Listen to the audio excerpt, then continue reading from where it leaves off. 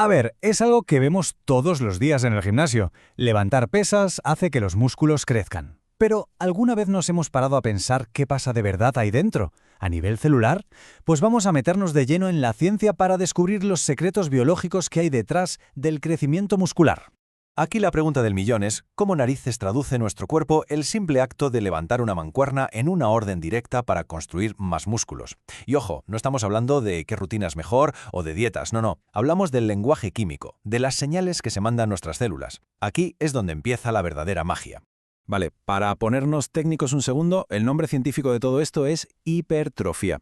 No es simplemente ponerse en forma, no. Se trata de que cada fibra muscular individualmente se hace más grande. ¿Y cómo lo hace? Pues básicamente acumulando más y más proteínas en su interior. Es un proceso de construcción. Ok, para pillar bien todo esto, lo primero es separar dos cosas que parecen lo mismo, pero no lo son para nada. Una cosa es el estímulo que aplicamos, o sea, el entrenamiento en sí, y otra muy distinta es la respuesta biológica que genera nuestro cuerpo. Y como vamos a ver, entender esta diferencia lo cambia absolutamente todo.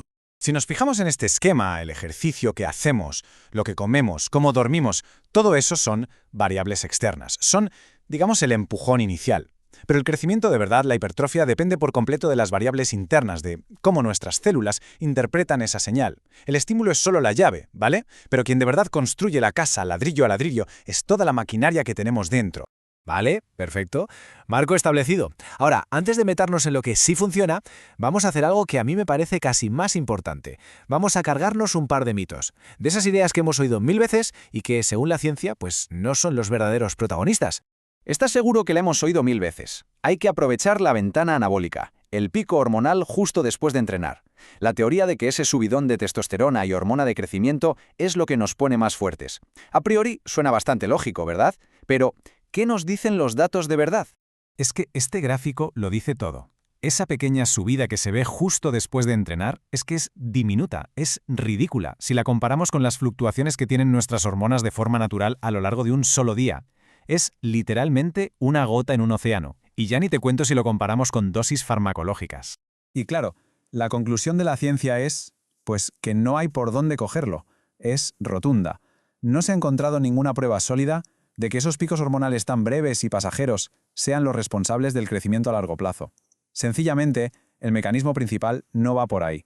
Ok, primer mito a la basura. Vamos con el otro gran clásico, el himno de los gimnasios, el famoso no pain, no gain, el sin dolor no hay ganancia. La idea de que las agujetas, el daño muscular, es la señal de que el músculo está creciendo. ¿Es así? Esta tabla es clarísima. Fijaos, cuando alguien empieza a entrenar, sufre un montón de daño muscular, y el cuerpo usa la síntesis de proteínas para apagar fuegos, para reparar.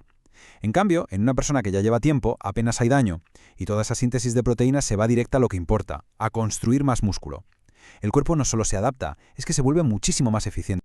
O sea que la conclusión es bastante evidente, ¿no? El daño muscular es un efecto secundario sobre todo al principio, pero no es el objetivo. Ir buscando las agujetas como si fueran un trofeo es simplemente un error. El crecimiento de verdad ocurre cuando el cuerpo minimiza la reparación y maximiza la construcción.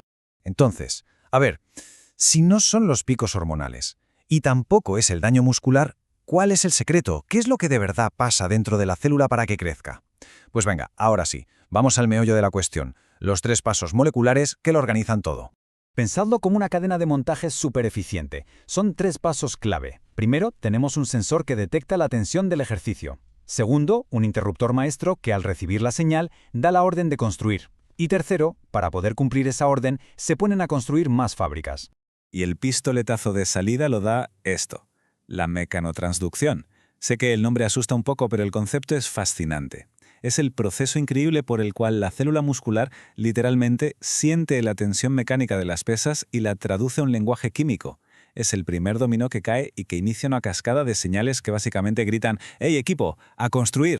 Vale, la célula ya ha oído la señal de la tensión, y ahora entra en juego el gran protagonista, el interruptor maestro, la vía de señalización MTO. Podemos imaginar a MTO como el jefe de obra de la célula. Recibe la señal del estrés mecánico y, muy importante, echa un vistazo a ver si hay materiales, o sea, nutrientes, disponibles.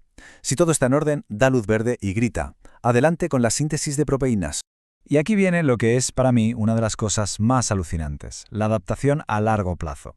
Al principio, para poder crecer, el cuerpo se centra en aumentar su capacidad, es decir, construye más fábricas de proteínas, que son los ribosomas. Pero con el tiempo, en lugar de construir fábricas sin parar, se vuelve más listo y se centra en la eficiencia. Hace que las fábricas que ya tiene funcionen mucho, mucho mejor. Es una estrategia de crecimiento inteligente y sostenible. A ver, todo esto es súper interesante si a alguien le gusta entrenar, claro que sí. Pero la historia no acaba aquí, ni mucho menos. La importancia de esta ciencia va muchísimo más allá de los gimnasios y del rendimiento deportivo. Toca un pilar fundamental de la salud en general. Es que esto no va de culturismo, de verdad. Entender cómo se construye y se mantiene el músculo es clave para la salud pública. Tiene unas implicaciones gigantescas en cómo envejecemos y en cómo nos recuperamos de enfermedades graves. Y aquí es donde todo encaja. Esos mecanismos moleculares que acabamos de ver son exactamente los mismos que necesitamos para luchar contra la sarcopenia, que es la pérdida de músculo que sufrimos todos al envejecer, y contra la caquexia, que es ese desgaste muscular tan terrible que provocan otras enfermedades. Activar estas vías de crecimiento es, literalmente, vital para muchísima gente. Imaginad que con los años o por una enfermedad, el cuerpo se vuelve un poco sordo. Desarrolla lo que se llama resistencia anabólica. Le envías la señal para crecer, pero no la escucha tan bien. Si a eso le sumas que alguien pasa tiempo en cama o tiene inflamación crónica, la pérdida de músculos se dispara. Por eso el entrenamiento de fuerza es la herramienta más potente que tenemos, para volver a encender esas señales y que el cuerpo las escuche alto y claro. Y claro, todo esto nos deja con una pregunta final que es, es que abre un mundo de posibilidades. Si el verdadero factor limitante no es tanto el estímulo que aplicamos, sino la respuesta que nuestras células son capaces de generar, podremos en el futuro diseñar ejercicios o incluso terapias que no solo optimicen el estímulo, sino que mejoren directamente esa respuesta biológica interna. La clave para una vida más larga y fuerte podría estar ahí, dentro de nuestras propias células, esperando a que terminemos de descifrar su lenguaje.